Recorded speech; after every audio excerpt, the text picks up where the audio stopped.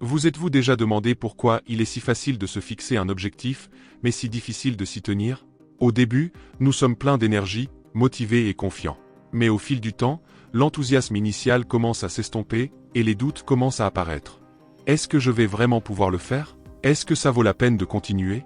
Ce que peu de gens savent, c'est que notre cerveau possède un mécanisme naturel qui peut être ajusté pour nous aider à rester concentrés et motivés, même dans les moments les plus difficiles.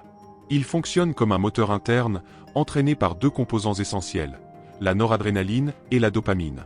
La norépinéphrine est comme le déclencheur initial, cette force qui vous fait vous lever du canapé et faire le premier pas. La dopamine est le carburant qui vous maintient sur la bonne voie, créant ce sentiment de plaisir et d'accomplissement chaque fois que vous avancez vers votre objectif.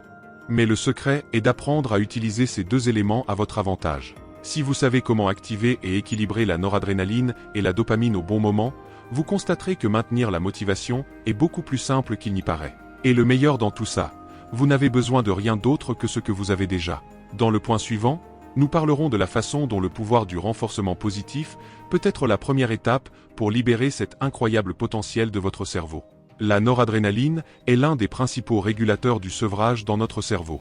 C'est comme une alarme interne qui évalue l'effort que nous faisons par rapport aux résultats que nous espérons atteindre. Lorsque les niveaux de noradrénaline augmentent trop, le cerveau commence à interpréter cet effort comme futile, c'est-à-dire comme s'il ne valait plus la peine de continuer. Et lorsque cela se produit, la réponse naturelle du corps est d'abandonner. Un exemple intéressant vient de la nature. Imaginez un poisson coincé dans la boue. Il lutte de toutes ses forces pour s'échapper, mais au fil du temps, les niveaux d'effort et de fatigue font monter en flèche sa noradrénaline.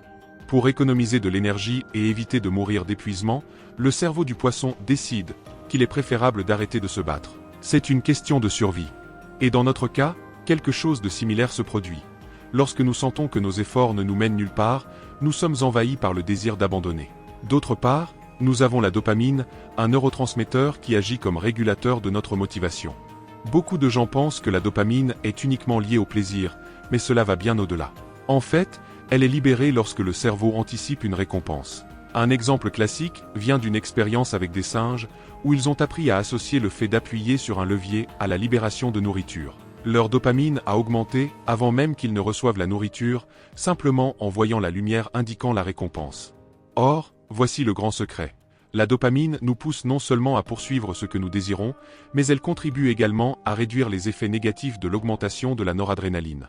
En d'autres termes, c'est une sorte d'antidote au sentiment que l'effort n'en vaut pas la peine. Lorsque nous utilisons des stratégies pour maintenir la dopamine active, nous pouvons neutraliser l'alarme de la noradrénaline et éviter d'abandonner. Ensuite, nous explorons comment utiliser ces connaissances pour créer un système interne qui nous maintient motivés, même lorsque les choses deviennent difficiles. La routine et l'organisation jouent un rôle crucial dans notre capacité à rester concentré et à éviter d'abandonner. C'est parce que notre cerveau fonctionne mieux dans des environnements prévisibles. Lorsque nous savons à quoi nous attendre au cours de notre journée, nous nous sentons plus en sécurité et moins accablants. C'est comme si une routine claire était un guide, permettant au cerveau de concentrer son énergie sur les tâches les plus importantes, plutôt que de gaspiller des ressources en essayant d'organiser le chaos. L'un des moyens les plus efficaces pour assurer cette prévisibilité est d'établir un calendrier. Avoir un plan clair de ce que vous devez faire aide à libérer ce que nous pouvons appeler la mémoire RAM du cerveau. En consacrant moins d'efforts à mémoriser des tâches et à organiser des priorités, vous pouvez concentrer votre attention sur des tâches plus complexes, telles que la résolution de problèmes ou la création de quelque chose de nouveau. De plus, l'organisation quotidienne aide à réduire l'anxiété. Lorsque vous ne savez pas par où commencer, il est facile de se sentir dépassé et de perdre la motivation. D'un autre côté, savoir exactement ce qui doit être fait et quand vous donne un sentiment de contrôle. Ceci est particulièrement important dans des situations comme le travail à domicile. Par exemple, travailler en pyjama peut sembler confortable, mais cela peut perturber le cerveau, brouillant les frontières entre travail et loisirs, ce qui entraîne souvent une diminution de la productivité. Alors, comment appliquer cela dans la pratique? Voici quelques conseils simples pour faire de votre routine un allié de votre motivation. Faites une liste quotidienne ou hebdomadaire de toutes les tâches que vous devez accomplir. Cela vous donne une vision claire de ce qui doit être fait et vous permet d'établir des priorités. Visualisez votre semaine comme une route pleine d'obstacles. Anticipez ces défis et créez des stratégies pour les surmonter. Par exemple, si vous savez que vous aurez peu de temps libre mercredi, préparez-vous à effectuer des tâches importantes avant cette date. Utilisez un agenda comme une extension de votre cerveau. Considérez-le comme un outil permettant d'externaliser une partie de l'effort cognitif. Avec tout écrit, vous n'avez pas à vous soucier de vous souvenir de chaque détail, libérant ainsi de l'espace mental pour ce qui compte vraiment. Parlons maintenant de la façon d'utiliser de petits déclencheurs mentaux pour renforcer les habitudes positives et maintenir votre motivation à long terme. La visualisation mentale est l'un des outils les plus puissants pour renforcer votre détermination et vous préparer aux défis. Lorsque vous imaginez en détail un événement futur, qu'il s'agisse d'une présentation, d'une réunion importante ou même d'une séance d'entraînement, quelque chose d'étonnant se produit dans votre cerveau. Il commence à répéter l'action en activant les mêmes neurones qui seraient utilisés dans le moment réel. C'est comme s'entraîner sans quitter son siège. Pensez par exemple aux athlètes de haut niveau. Beaucoup d'entre eux pratiquent mentalement chaque mouvement avant de monter sur le terrain. Un basketteur visualise le tir parfait, un coureur imagine chaque pas avant de s'élancer. Cette répétition mentale n'est pas seulement une théorie. Des études montrent qu'elle peut améliorer considérablement les performances physiques et mentales. En visualisant l'action à plusieurs reprises, vous entraînez votre cerveau à effectuer la tâche avec plus de confiance et de précision. Mais la visualisation va au-delà de l'amélioration des performances. Cela peut également aider à gérer l'anxiété qui survient souvent lorsque nous sommes sur le point d'affronter des situations chargées d'émotions, comme des présentations ou des examens. Lorsque vous pensez à un événement comme celui-ci, il est naturel que le cerveau déclenche des signaux d'avertissement. Après tout, il interprète ces moments comme des menaces potentielles. Et c'est là qu'intervient l'anticipation contrôlée. Au lieu de laisser l'anxiété s'accumuler et prendre le dessus, utilisez la visualisation pour transformer ce stress en concentration productive. Imaginez-vous faire face à l'événement avec calme et clarté. Visualisez les étapes à franchir et voyez-vous surmonter chacune d'elles. Cela réduit non seulement la peur de l'inconnu, mais aide également à réguler les émotions, car le cerveau commence à comprendre le scénario comme quelque chose de familier et de gérable. La pratique de la visualisation mentale peut être effectuée n'importe où. Prenez quelques minutes de votre journée pour fermer les yeux et imaginer les détails de ce qui va arriver. L'environnement, vos actions, même les mots que vous utiliserez. Plus cette image sera vivante, plus la formation sera efficace. Dans le point suivant, nous parlerons de l'importance de célébrer les petites victoires et de la façon dont cela maintient votre cerveau motivé pour continuer à poursuivre vos objectifs. La relation entre les neurotransmetteurs et la performance s'apparente à un exercice d'équilibre. Imaginez une courbe en forme de U.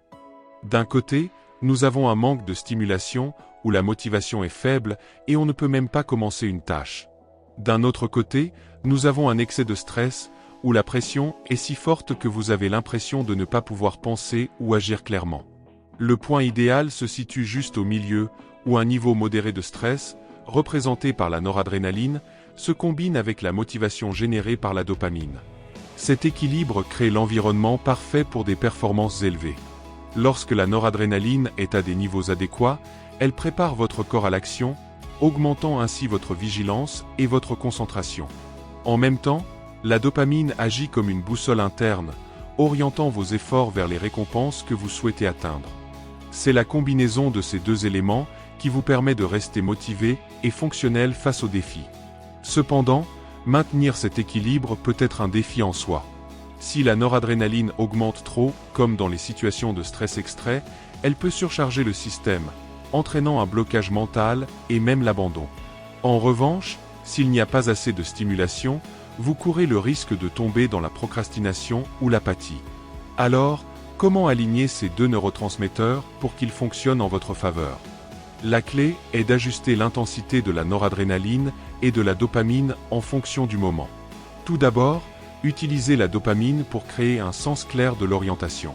Fixez-vous des objectifs spécifiques et visualisez les avantages de leur réalisation. Cela aide le cerveau à libérer de la dopamine plus tôt, renforçant ainsi le sentiment que l'effort en vaut la peine. De petits pas et des récompenses tout au long du chemin maintiennent également la dopamine à des niveaux sains, soutenant ainsi votre motivation. Utilisez ensuite la norépinéphrine comme moteur, mais contrôlez son intensité. Des techniques telles que la division de grandes tâches en parties plus petites ou l'utilisation d'une respiration contrôlée peuvent aider à réduire l'excès de stress, en maintenant votre concentration à un niveau optimal. N'oubliez pas qu'une légère pression est utile, mais elle doit être gérée de manière à ne pas dépasser le point d'équilibre. Dans le point suivant, nous explorons comment célébrer de petites victoires peut aider à renforcer cet équilibre entre la noradrénaline et la dopamine, créant ainsi un cycle de motivation et de progrès continu.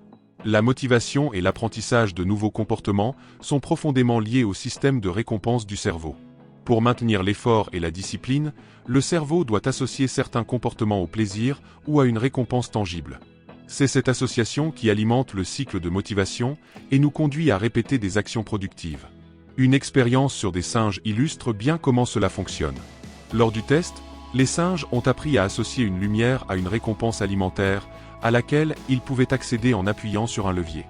Il est intéressant de noter que les chercheurs ont découvert que la dopamine, le neurotransmetteur de la motivation, n'était pas seulement libérée lorsqu'ils recevaient la nourriture, mais aussi pendant l'anticipation de la récompense, lorsqu'ils voyaient la lumière.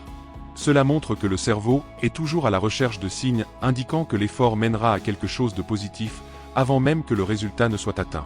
Mais qu'advient-il des comportements qui ne sont pas encore associés à une récompense ? C'est le grand défi pour quiconque essaie de développer la discipline. Par exemple, pour quelqu'un qui n'a jamais bénéficié des bienfaits d'une alimentation saine ou d'une routine d'exercice, il est difficile de visualiser ou d'anticiper les récompenses. C'est comme un singe qui n'a jamais appuyé sur le levier. Il ne sait pas que la lumière est un signe d'opportunité, donc il ne ressent pas la motivation d'agir. La solution à ce problème est de créer des associations positives, même petites, et de les renforcer systématiquement. De petits gains peuvent être extrêmement puissants pour entraîner le cerveau à voir la valeur des comportements productifs. Imaginez quelqu'un qui décide de commencer à courir. C'est difficile au début et les bénéfices ne sont pas immédiats. Mais si cette personne se récompense après chaque course, que ce soit avec un bain relaxant, une chanson préférée ou un sentiment d'accomplissement, lorsqu'elle raie la tâche de la journée, son cerveau commencera à associer l'acte de courir à quelque chose de positif. Au fil du temps, le comportement cesse de dépendre de récompenses externes et devient une habitude. Ce même principe peut être appliqué à n'importe quel domaine de la vie. Si vous essayez de créer une nouvelle habitude ou d'atteindre un objectif, divisez le parcours en petites étapes et célébrez chaque pas en avant. Ces petites victoires aident à maintenir les niveaux de dopamine élevés et à renforcer l'apprentissage du comportement souhaité. Maintenant, connectons tout cela ensemble et parlons de la façon de créer un système d'habitudes qui tire le meilleur parti de vos neurotransmetteurs et transforme les objectifs en réalisations durables. Pour ne pas abandonner vos objectifs, il est essentiel d'appliquer des stratégies pratiques qui alignent vos neurotransmetteurs avec vos actions. Cela permet de maintenir une motivation élevée, même face aux défis, et de créer un système interne qui soutient les progrès à long terme. Voici les principaux outils que vous pouvez utiliser. Utilisez la dopamine comme allié. La dopamine est le moteur de votre motivation, vous devez donc en tirer le meilleur parti. Trouvez des moyens d'anticiper les bénéfices futurs de vos actions.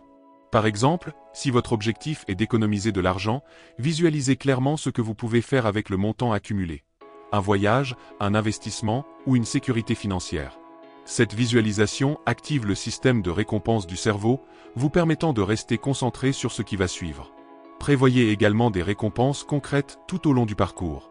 Divisez votre objectif en parties plus petites et récompensez-vous à chaque étape terminée. Cela crée un cycle positif où chaque petit succès alimente votre motivation à continuer. Contrôlez la noradrénaline pour éviter l'épuisement professionnel. Lorsque vous sentez que vous êtes sur le point d'abandonner, c'est probablement parce que votre taux de noradrénaline est élevé. Dans ces moments-là, rappelez-vous le but ultime derrière votre objectif.